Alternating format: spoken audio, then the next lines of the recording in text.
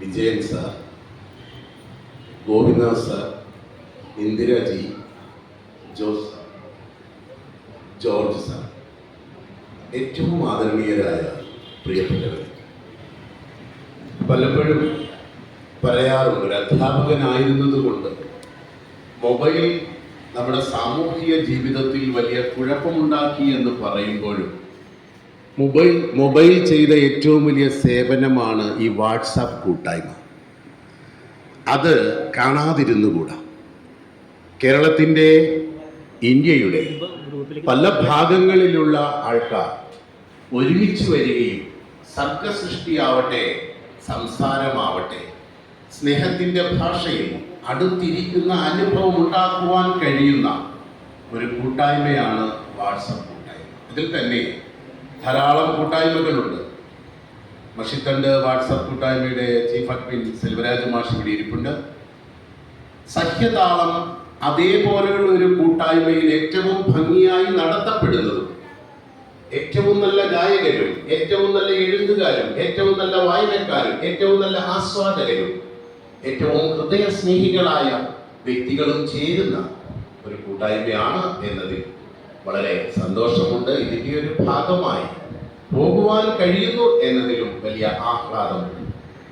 സാഹിത്യത്തിന് എന്തെങ്കിലും പ്രത്യേകതയുണ്ടോ എന്ന് ചോദിച്ചാൽ അന്നും ഇന്നും എന്നും സാഹിത്യം മനുഷ്യ ഹൃദയങ്ങളെ ചേർത്ത് നിർത്തുന്ന ഒന്നാണ് എന്ന് മാത്രമല്ല, ഒരു സാമൂഹ്യ വിപ്ലവം തന്നെ നടത്തുവാൻ സാഹിത്യത്തിന് കഴിയും എന്നതിൻ്റെ തെളിവാണ് നിങ്ങൾ എന്നെ കമ്മ്യൂണിസ്റ്റാക്കി എന്ന നാടകവും വാഴക്കുല എന്ന ചങ്ങമ്പുഴയുടെ കൃതിയും.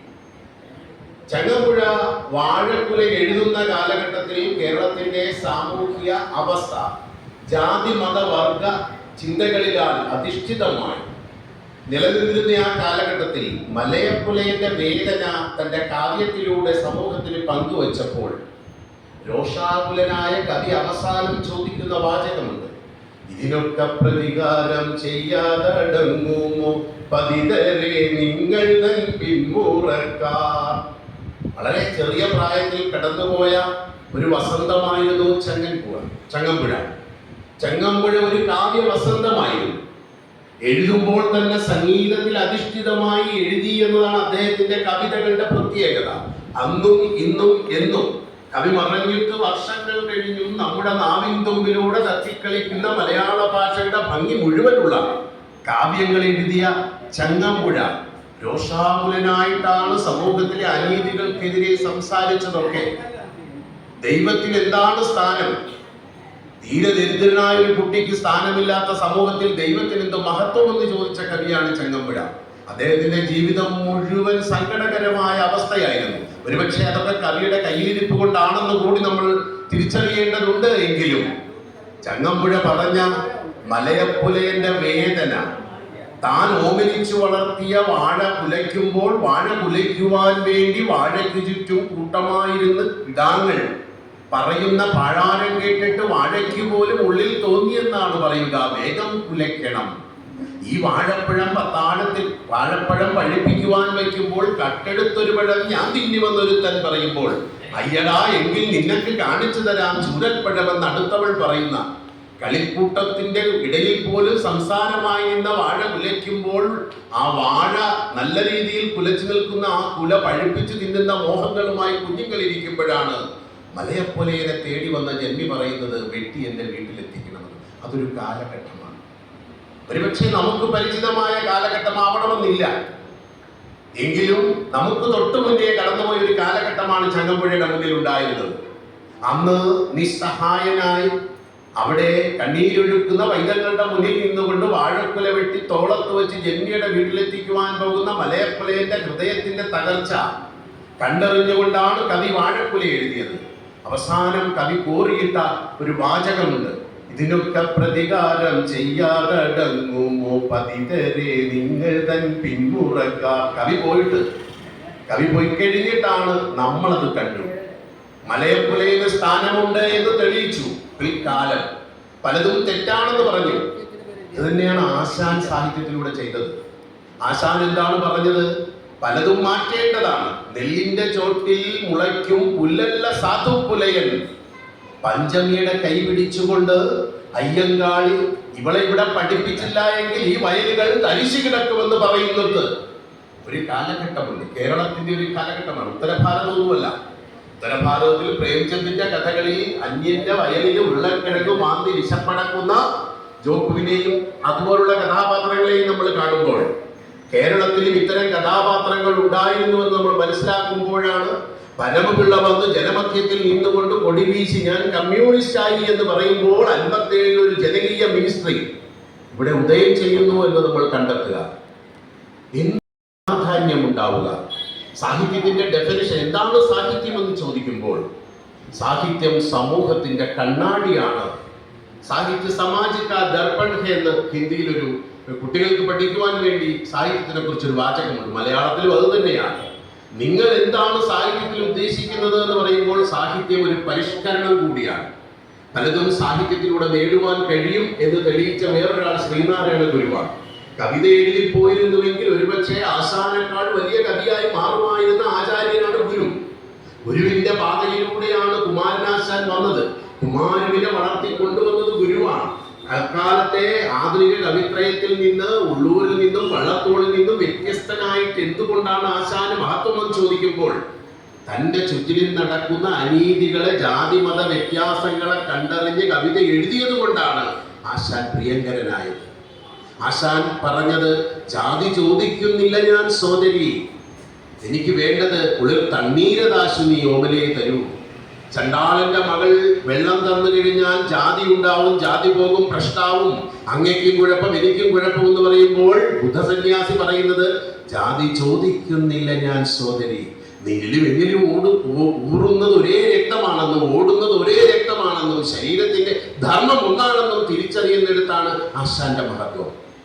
മരിച്ചു 100 വർഷം കഴിഞ്ഞിട്ടും ആശാൻ ഇപ്പോഴും ചർച്ച ചെയ്യപ്പെടുന്നതാണ്.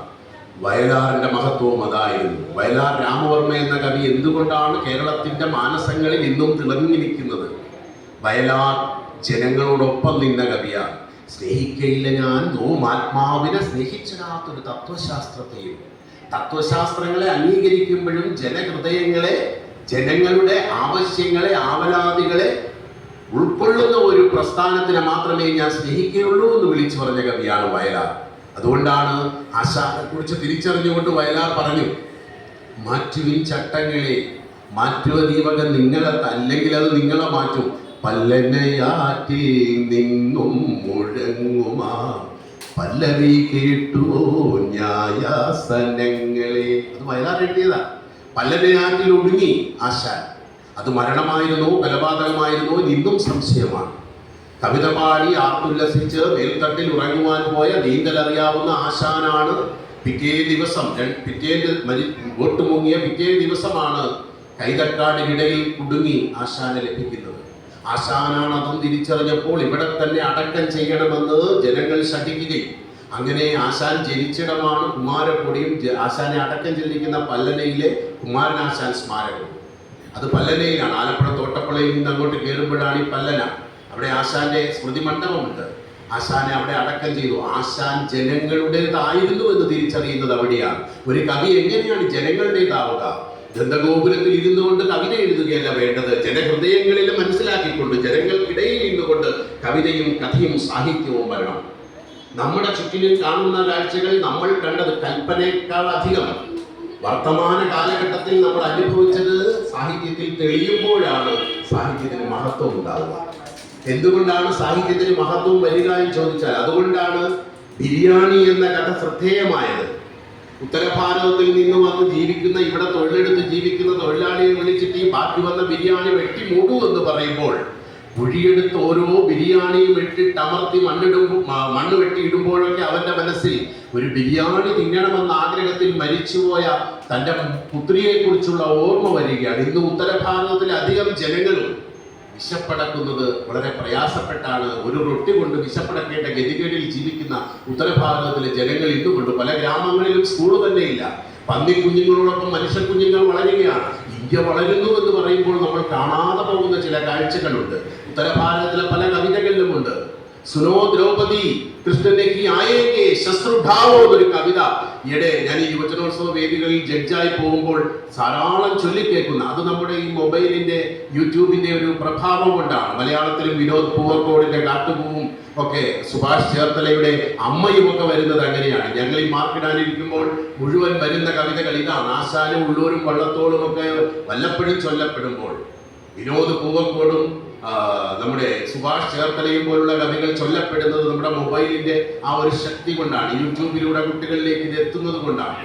അതവിടെ നിൽക്കട്ടെ. ഞാൻ പറഞ്ഞു വന്നത്, ഹിന്ദി നാട്ടിലെ കവികളും അവരുടെ സാഹിത്യവും ഇത്ര ജനപ്രിയമായിക്കൊണ്ടിരിക്കുന്നത്, സോഷ്യൽ മീഡിയയിലൂടെ ജനപ്രിയമായിക്കൊണ്ടിരിക്കുന്നത്, ദ്രൗപദി നീ കേൾക്കൂ, നിനക്ക് വസ്ത്രം തരുവാൻ കൃഷ്ണനില്ല.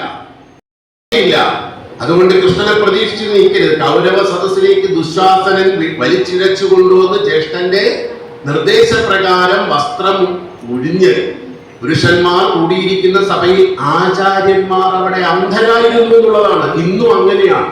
നമ്മുടെ നിയമസംഹിതകൾ, നമ്മുടെ ആചാര്യന്മാർ, നമ്മുടെ അധികാരികൾ പലപ്പോഴും അന്ധരാണ്. അന്ധരായ അധികാരികളുടെ മുന്നിൽ ഇത്തരം വസ്ത്രാക്ഷേപം നടന്നുകൊണ്ടേയിരിക്കുകയാണ്. പത്രമാധ്യമങ്ങൾ നോക്കുമ്പോൾ നമുക്ക് മനസ്സിലാവുന്നത് അതുകൊണ്ടാണ്. എത്രയെത്ര പെൺകുട്ടികളാണ് ഇവിടെ പീഡനത്തിനിരയായി ന്യായം കിട്ടാതെ, നീതി കിട്ടാതെ കണ്ട് ഒടുങ്ങിത്തീരുന്നത്. എത്ര കണ്ണുനീർ, എത്ര മാതാക്കളുടെ കണ്ണുനീരാണ് ഇവിടെ ഒഴുകുന്നത്. ഇതിനൊക്കെ കാരണം അധികാരി വർഗത്തിന്റെ അന്ധതയാണ്.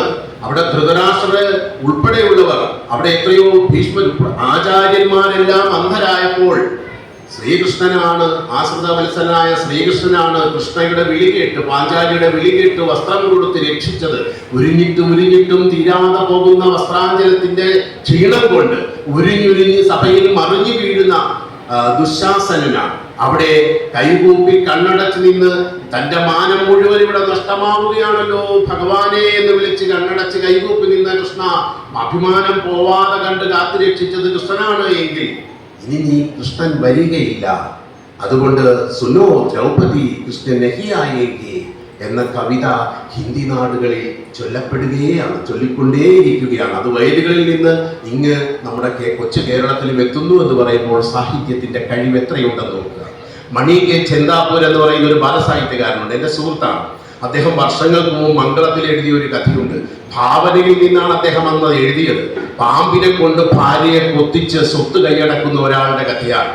പക്ഷേ വർഷങ്ങൾക്കിപ്പുറം പാമ്പിനെ കൊണ്ടുവന്ന് മനുഷ്യൻ എത്ര അധമനാണെന്ന് നമ്മൾ ചിന്തിച്ചു നോക്കുക. രാക്ഷസനാണ് നമ്മളിൽ പലപ്പോഴും മുന്നിൽ നിൽക്കുക. നമ്മളിലെ സാത്വികനെ ഒതുക്കിക്കൊണ്ട് രാക്ഷസൻ മുന്നിൽ വരുമ്പോഴാണ് സ്വന്തം ഭാര്യയെ പാതി എന്നാണ് ഭാര്യയെ വിളിക്കുക. ദാമ്പത്യ ജീവിതത്തിന്റെ കെട്ടുറപ്പ് ഭാര്യയും ഭർത്താവും ഒരുമിച്ച് നിൽക്കുമ്പോഴാണ്.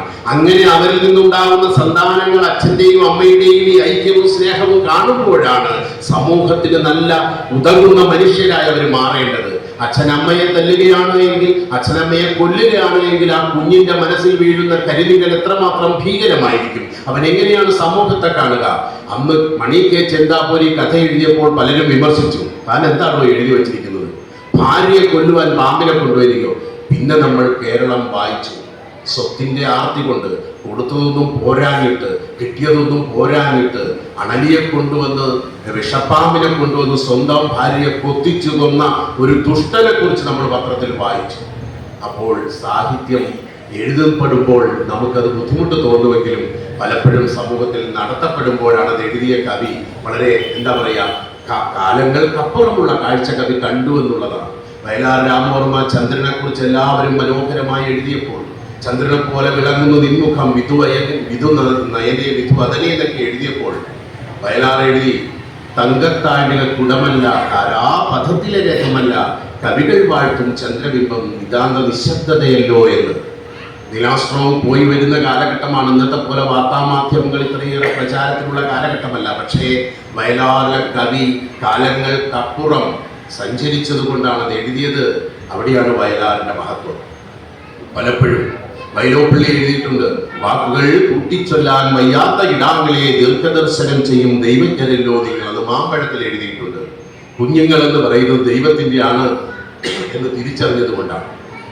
സാഹിത്യം എപ്പോഴും നല്ലതാണ്.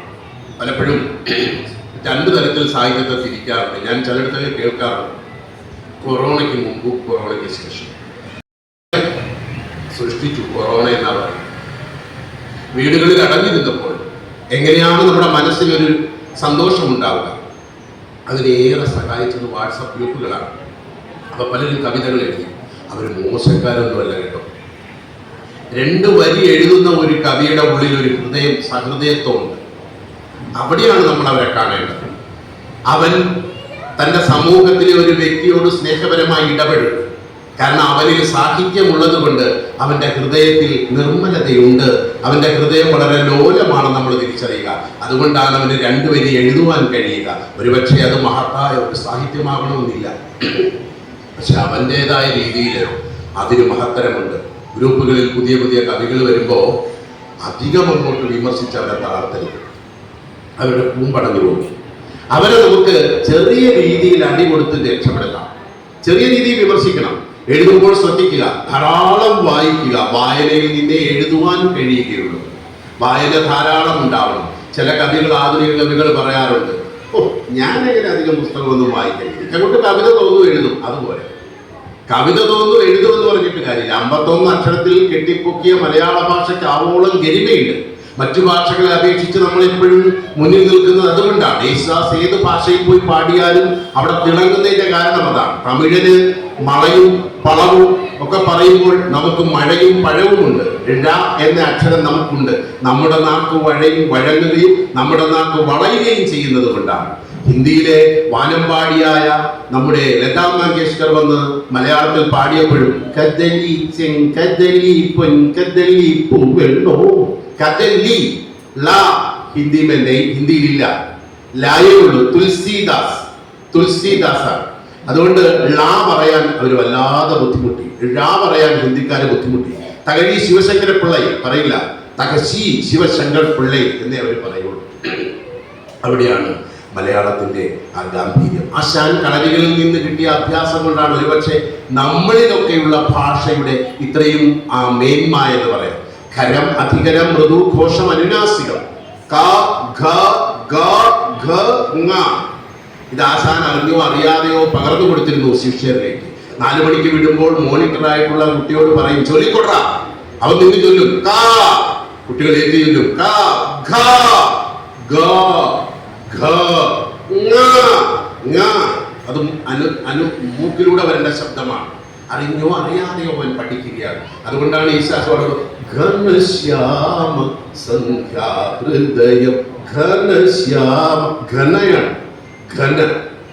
അപ്പോ നോക്കൂ, ഇന്നത്തെ മൂക്ക് കൊണ്ട് പാടുന്ന പല ഗായകരും പാടിക്കഴിഞ്ഞാൽ നമുക്ക് ഇതെന്താണ് പാടി വെക്കുക എന്നറിയില്ല. സാഹിത്യത്തെ കുറിച്ച് പറയാതിരിക്കുകയാണ് ഭേദം. എന്താണ് കാരണം? പുതിയ പാട്ടുകൾ ആടലോടകം ആടുന്നു, ആടലോട ഞാൻ കാണുന്നു, കേൾക്കുമ്പോൾ ഒരു രസമുണ്ട്. ആ രസം അപ്പോഴേ പോവുകയാണ്. പേനാക്കത്തി കൊണ്ട് വിദ്യാരംഭം പേനാക്കത്തി കൊണ്ട് കുറിച്ചാലുള്ള അവസ്ഥ എന്താ? ചോര കൊണ്ട് ജ്യൂസ് കുടിച്ചാൽ എന്താ? ഇന്നത്തെ ആധുനിക കവി പുങ്കവന്മാരെ എഴുതി കൊടുക്കുക. 3000-4000 രൂപ മേടിച്ച് അവൻ പോകും. നമ്മുടെ സാഹിത്യത്തെ എത്രമാത്രം അത് മലിനമാക്കുന്നുണ്ടെന്ന് ആരും ചിന്തിക്കുന്നില്ല. തമ്പിസാറും വയലാർ രാമവർമ്മയും, തമ്പിസാർ ഇപ്പോഴും എഴുതുന്നുണ്ട്, വയലാർ രാമവർമ്മയും ഭാസ്കരൻ മാഷും ഒക്കെ എഴുതിയിരുന്നത്. ഭാസ്കരൻ മാഷിന്റെ ഗാനങ്ങളിലൊക്കെ പറയും, മറക്കുവാൻ പറയാൻ എന്തെളുപ്പം, മണ്ണിൽ പിറക്കാതിരിക്കയാണ് അതിലെളുപ്പം, മറവിതന്മാരിടത്തിൽ മയങ്ങാൻ കിടന്നാലും ഓർമ്മകളോടിയെത്തി വിളിച്ചിടു, കരയുന്നു, പുഴ ചിരിക്കുന്നു. ആഹാ, ആ ഭാവന നമ്മൾ കാണേണ്ടതുണ്ട്. അല്ലെങ്കിൽ വൃശ്ചികരാത്രിതൻ അരമന മുറ്റത്തൊരു പിച്ചകപ്പൂപ്പന്തലൊരുക്കി വാനം. സംഗീതം കൊടുക്കുന്നത് അതിനേക്കാൾ ലെജൻഡാണ്. ഇപ്പൊ ഇത് ഭാസ്കരൻ മാഷിന്റെ ഗാനമാണ്. സംഗീതം കൊടുത്തത് എ.ടി. ഉമ്മറാണ്.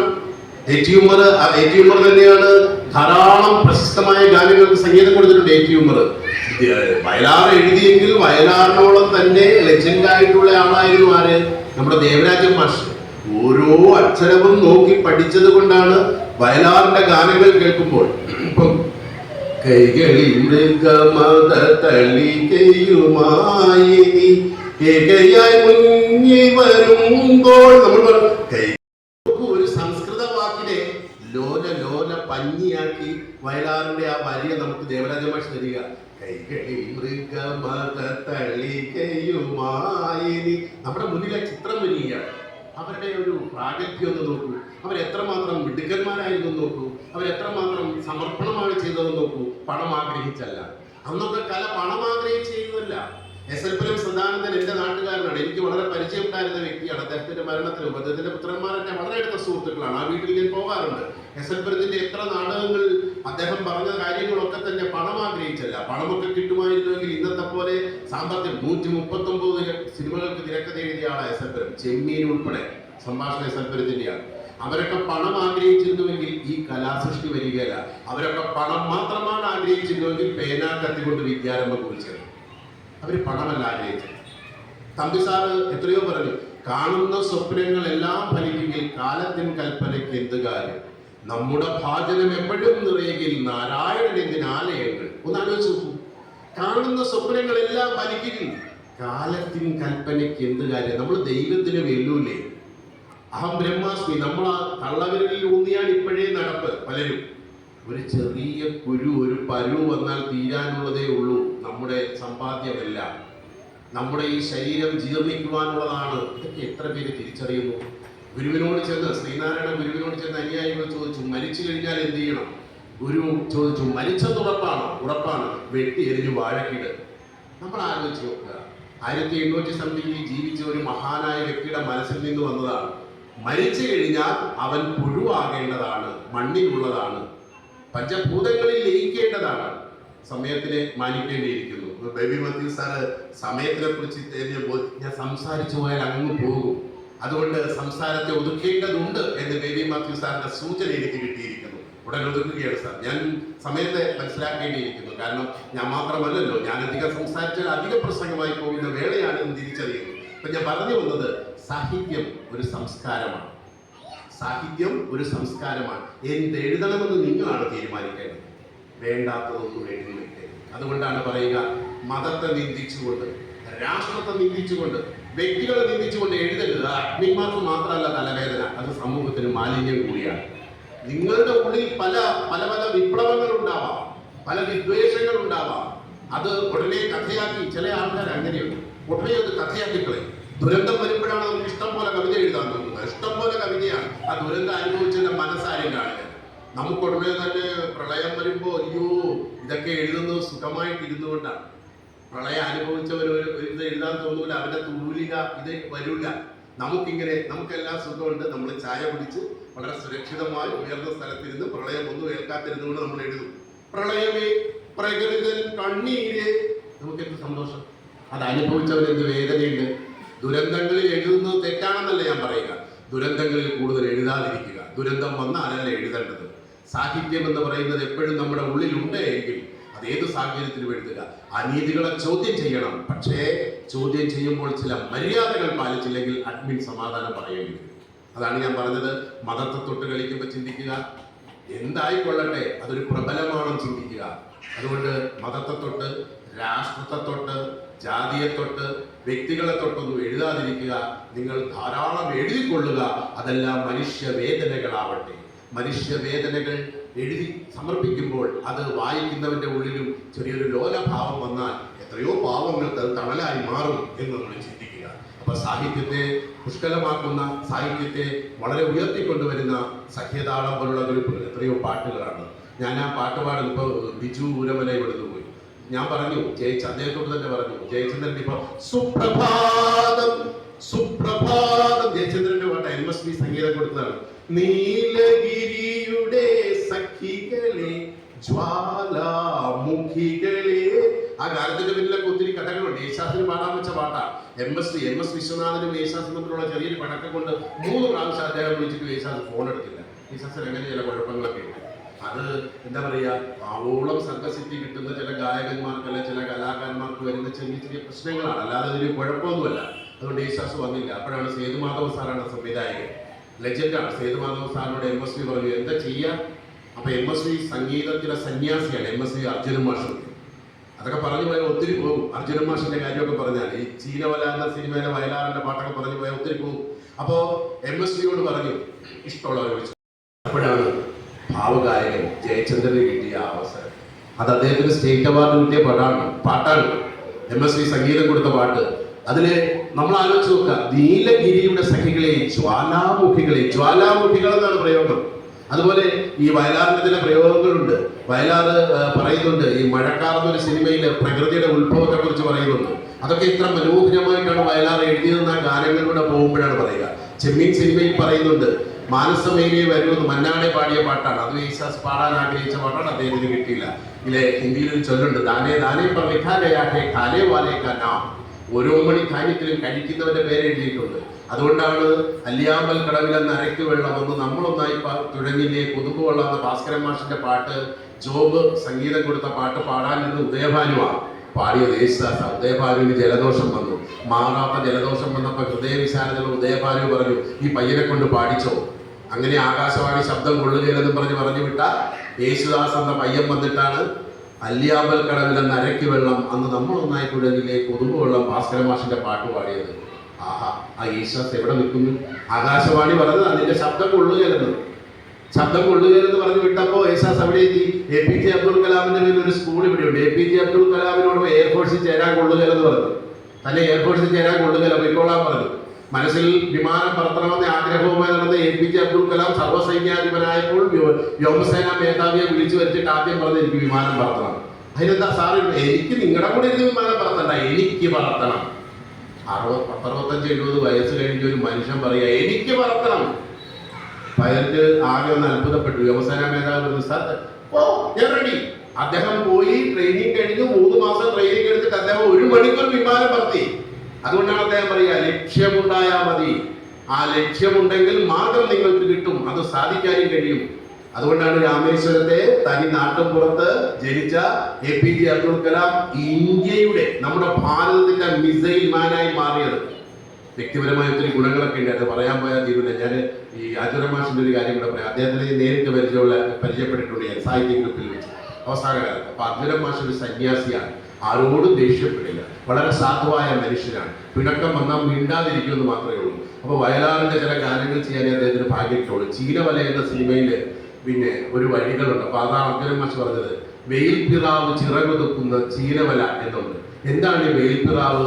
അപ്പോഴാണ് ഒരു ദിവസം അർജുന മാഷ് പറഞ്ഞു, ഞാൻ ഈ പെരുമ്പളം തീരും, ഞങ്ങളുടെ ആലപ്പുഴ ജില്ലയിൽ പെരുമ്പളമുണ്ട്. പെരുമ്പളത്തിൽ നിന്ന് ബോട്ട് മാത്രമേ ഉള്ളൂ ആലപ്പുഴയ്ക്ക് വരെ. ഇപ്പം പാലം വരുന്നുണ്ട് വടുതലയിൽ. അങ്ങനെ പോകുമ്പോഴാണ് ഒരു സായന്തനത്തിൽ ഈ വെയിലിങ്ങനെ വീഴുമ്പോൾ ബോട്ടിന്റെ പിന്നിൽ നിന്നപ്പോൾ ഒരു പ്രാവുകൾ, വെള്ളപ്രാവ്, അത് ഈ വെള്ളത്തിൽ നിന്നാണ് ആഹാരം തേടുക. ഈ ബോട്ടിങ്ങനെ പോകുമ്പോൾ ചെറിയ ചെറിയ ചെറിയ ചെറിയ മീനുകൾ വരുന്നതിനെ കൊത്താൻ വേണ്ടി വരുന്നു. അതാണ് വെയിൽപ്പിറാവ്. അപ്പൊ ഒന്ന് വയലാറിനെ നമ്മൾ ആലോചിച്ച് നോക്കിയേ. 47 വയസ്സിൽ മരിച്ചുപോയി. 2 കൈ കൊണ്ട് എഴുതിയോ ഈ മനുഷ്യൻ? ഇത്രയേ ഉള്ളൂ വയലാറിന്റെ കൃതികളുടെ മൊത്തം ശേഖരണം. 1300-ലധികം സിനിമാ ഗാനങ്ങൾ, എത്രയോ നാടക ഗാനങ്ങൾ. ഇപ്പൊ പറന്ന് പറന്ന് പറന്ന് ചെല്ലാൻ പറ്റാത്ത കാടുകളിൽ കൂടുന്നു കൂട്ടി ഞാൻ പൂമരക്കൊമ്പിൽ. വയലാറിന്റെ പാട്ടാ. LPR വർമ്മ സംഗീതം കൊടുത്ത. വയലാറിന്റെ ജീവിതവുമായി ബന്ധമുണ്ടെന്ന് ഭാരത തമ്പുരാട്ടി തന്നെ പറഞ്ഞിട്ടുണ്ട്. കാര്യം ഭാരത തമ്പുരാട്ടിക്ക് എത്തിപ്പെടാൻ പറ്റാത്ത ഒരു മേഖലയാണ് വയലാറെന്ന് വയലാർ ഉദ്ദേശിച്ച് എഴുതിയത് LPR വർമ്മ അവരോട് പറഞ്ഞു എന്നാണ് പറയുക. അപ്പൊ നമ്മൾ ആലോചിച്ച് നോക്കുക, അന്നത്തെ കവികൾ എഴുതിയതൊന്നും പാഴല്ല, അവര് കണ്ടറിഞ്ഞ് എഴുതിയതാണ്. മനുഷ്യ മനസ്സിനെ തൊട്ടറിഞ്ഞ് എഴുതിയതാണ്. അതുകൊണ്ടാണ് വയലാർ എഴുതിയത്, കരളിലെ മോഹവും കടലിലെ ഓളവും അടങ്ങുകില്ലോവനെ അടങ്ങുകില്ല. ആദ്യ പ്രണയം ആരിലും വസന്തമാണ്. എത്ര വിവാഹം കഴിഞ്ഞാലും ആദ്യ പ്രണയിനി മനസ്സിലുണ്ടാവുമെന്ന് വയലാറിനറിയാം. അതുകൊണ്ടാണ് വയലാർ പറഞ്ഞത്, കടലിലെ ഓളവും കരളിലെ മോഹവും അടങ്ങിയില്ലോവരെ അടങ്ങില്ല, ഒരിക്കലും അടങ്ങില്ല. ഒത്തിരി പറയണമെന്നുണ്ട്. നല്ല സന്തോഷമുണ്ട് ഇവിടെ വന്നതിൽ, പലരെയും കാണാൻ കഴിഞ്ഞതിൽ. എന്നെ ബേബി മാത്യു സാർ എന്നോട് പറഞ്ഞപ്പോൾ ഞാൻ പറഞ്ഞു എന്തൊക്കെ പ്രശ്നമുണ്ടെങ്കിലും വരും. കാരണം ബേബി മാത്യു സാർ എന്ന് പറയുന്നത് ഒരു സൈനികനായതുകൊണ്ട് മാത്രമല്ല, ഇടുക്കിക്കാർക്ക് ഒരു ഗുണമുണ്ട്. ഇപ്പൊ മിനി മാം ഇവിടെ ഇരിപ്പുണ്ട്, ഇടുക്കിയിലെ മറ്റു സുഹൃത്തുക്കളുണ്ട്. അവർ ഹൃദയശുദ്ധിയുള്ളവരാണ്. കേരളത്തിലെ പല സ്ഥലങ്ങൾ നോക്കുമ്പോൾ ഏറ്റവും ക്രിമിനൽ സ്വഭാവം കാണിക്കുന്നത് തിരുവനന്തപുരമാണ്, പിന്നെ ആലപ്പുഴ, ഞങ്ങളുടെ ജില്ലയാണ്. ഒന്നും വിശ്വസിക്കാൻ കൊള്ളില്ല. പക്ഷെ ഏറ്റവും ശുദ്ധര് മലപ്പുറത്തെ ജോലി ചെയ്തിട്ടുള്ളത് കൊണ്ട് അറിയാം. അവര് മൃഗങ്ങളെ പോലെയാണ്. എന്ത് ഭാവമാണോ മുഖത്ത് നോക്കിയാൽ തിരിച്ചറിയാം. കടിക്കാൻ വരുന്ന പട്ടിയുടെ മുഖം കണ്ടാൽ അറിയാം അവൻ കടിക്കുമെന്ന്. കുത്താൻ വരുന്ന കാളയുടെ മുഖം കണ്ടാൽ അറിയാം. ആനയുടെ കണ്ടാൽ അറിയാം. മനുഷ്യന്റെ മുഖം കണ്ടാൽ ഒന്നും മനസ്സിലാവുകയില്ല. നല്ല പുഞ്ചിരിച്ചുകൊണ്ടാവും പറയും, വച്ചിട്ടുണ്ടറാ നിന്നെ പുറകിൽ നിന്ന് കുത്തും. അത് മറ്റു ജില്ലക്കാരാ. ഇടുക്കി, നിങ്ങൾ ഇവിടെ ഉള്ളത് മുഴുവൻ എരിവുള്ള സാധനങ്ങളാണ്. കുരുമുളക്, ഏലം അതുപോലുള്ള സാധനങ്ങളാണ് ഇവിടെ ഉള്ളത്. പക്ഷെ നിങ്ങളുടെ മനസ്സിൽ ഒരു എരിവുമില്ല. വളരെ സന്തോഷമുണ്ട്.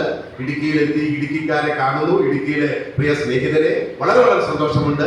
സമയത്തിന്റെ അപര്യാപ്തത കൊണ്ട് ഞാൻ നിർത്തുകയാണ്. ഇനി അധിക പ്രസംഗമാക്കുന്നില്ല, സമയത്തെ മാനിക്കുന്നു. എൻ്റെ പ്രിയപ്പെട്ട എല്ലാവരോടും സന്തോഷത്തോടു കൂടി നന്ദി പറയുന്നു. ഇവിടെ വരുവാനും നിങ്ങളോട് 2 വാക്കും പറയാനും കഴിഞ്ഞതിൽ വളരെ വളരെ സന്തോഷത്തോടു കൂടി എല്ലാവർക്കും ഒരിക്കൽ കൂടി നന്ദി. നമസ്കാരം.